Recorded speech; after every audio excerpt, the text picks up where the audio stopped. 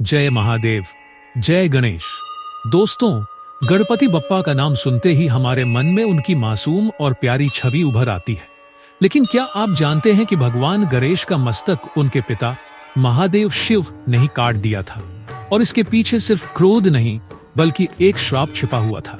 आज हम आपको बताएंगे उस श्राप की रहस्यमयी और रोमांचक कथा, जिसे सुनकर आप कह उठेंगे, वास्तव में पौराणिक कथाएं कितनी गहरी और अनमोल हैं।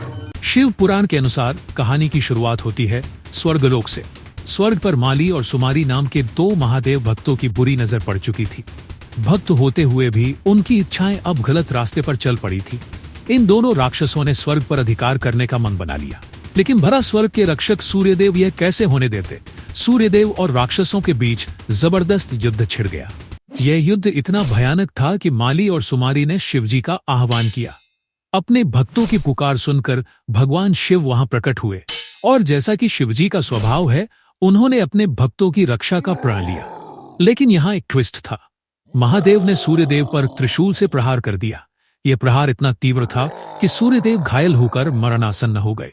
जब सूर्यदेव के पिता महर्षि कश्यप अपने पुत्र को इस हालत में देखे तो उनका हृदय क्रोध और दुख से भर गया। महर्षि कश्यप ने शिवजी को श्राप दिया। उन्होंने कहा, हे महादेव, तुमने मेरे पुत्र को मारा है। मैं तुम्हें श्राप देता हूं कि जैसे तुमने मेरे प्रिय पुत्र को पीड़ा दी है, वैसे ही तुम भी अपने पुत्र को अपने ही हाथों से मारोगे। महादेव यह सुनकर शांत रहे, क्योंकि वे जानते थे कि श्राप को टालना असंभव है।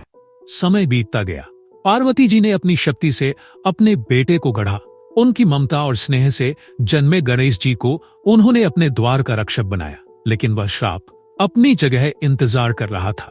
एक दिन जब गणेश जी अपनी माता पार्वती के आदेश का पालन करते हुए द्वार पर पहरा दे रहे थे, महादेव ने प्रवेश करना चाहा। गणेश जी ने उन्हें रोक दिया। महादेव का क्रोध उमड़ पड़ा और उन्होंने त्रिशूल उठाया। श्राप ने अपना खेल खेला और पिता के हाथों पुत्र का सिर कट गया। लेकिन यही तो पौराणिक कथाओं की गहराई है। जहां त्रासदी होती है, वहीं पुनर्जन्म की आशा भी होती है। पार्वती जी के दुख को देखकर महादेव ने गणेश जी को फिर से जीवन देने का संकल्प लिया। उन्होंने हाथी का मस्तक लाकर गणेश जी को नया जीवन दिया। यह मस्तक गणेश जी की नई पहचान बन गया, ज्ञान, शक्ति और विनम्रता का प्रतीक।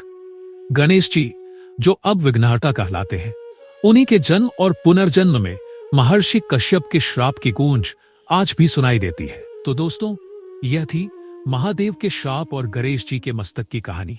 ये कथा हमें सिखाती है कि जीवन में हर कठिनाई हमें बेहतर और मजबूत बनाने के लिए आती है। साथ ही यह भी कि हर कर्म का प्रभाव होता है, इसलिए हमें अपने क्रोध और निर्णयों को सोच समझ कर लेना चाहिए। क्या आप इस श्राप के पीछे छिपे गहरे संदेश को समझ पाए? अपनी राय हमें कमेंट्स में जरूर बताएं। अगर आपको हमारी ये कहानी पसंद आई हो तो हमारे चैनल मिथिक मैंथन को सब्सक्राइब करें। जय श्री गणेश।